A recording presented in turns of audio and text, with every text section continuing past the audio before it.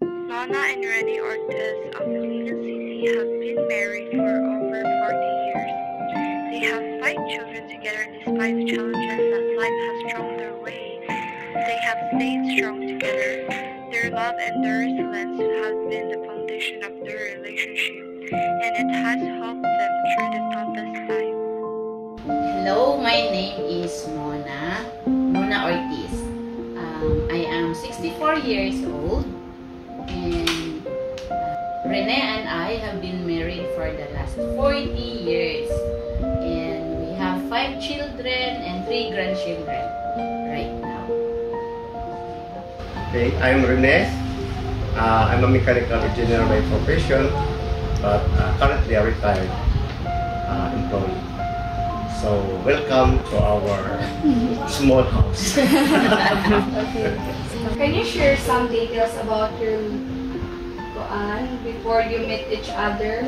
Or this could include your work, hobbies, interests, and any significant experience you had. So ikaw sa answer?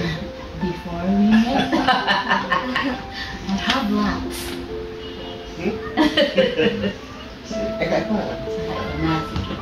Actually, we both studied in Cebu, but in different schools. He was taking mechanical engineering in San Jose Recoletos, right? It's a University of San Jose Recoletos. I was also taking industrial engineering in Cebu Institute of Technology University. We were both actually recruited by National Steel Corporation in 1982. So that is 42 years ago. And that's the time we met when we were both asked for an interview here in Iligan. And that was May. We arrived May 1. Our interview was May 2. And that was the first time I saw him. Actually, he had many girlfriends before. Yes, he had many girlfriends before. And I discovered that when I went to their place in summer. Can you share some important moments or challenges that you've experienced raising your children together? Okay, so in the course of our family life, we experienced trials. Okay, so the most heaviest trials that we experienced with our second child got an accident. He had a fall while he was 1 year and 8 months.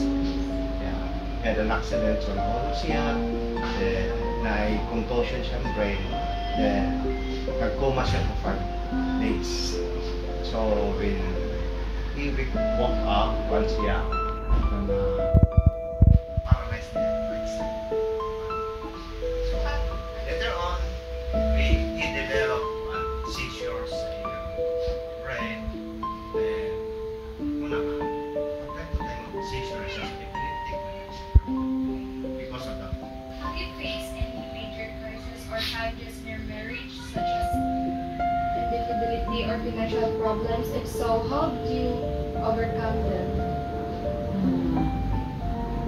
By God's grace, we didn't have any infidelity concerns because both of us, we fear the Lord, and we know that it's really a mortal sin. But in terms of financial, especially when our children they were still young, they were born one after the other, and we just started our career during that time.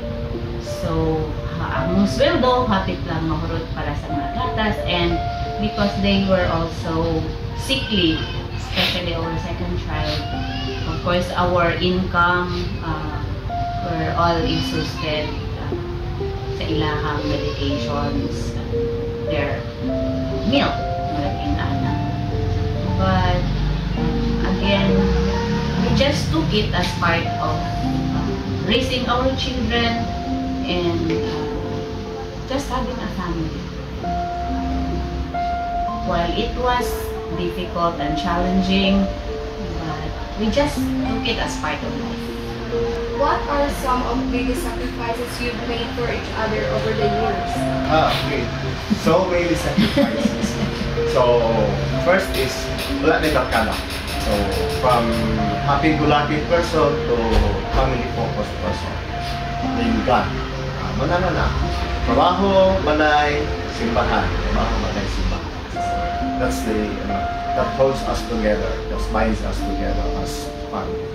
Because before we got married, he used to have barkadas and we had lots of drinking sessions. But We have got so-called one battle group, OBG. one battle. After one battle, no more limit.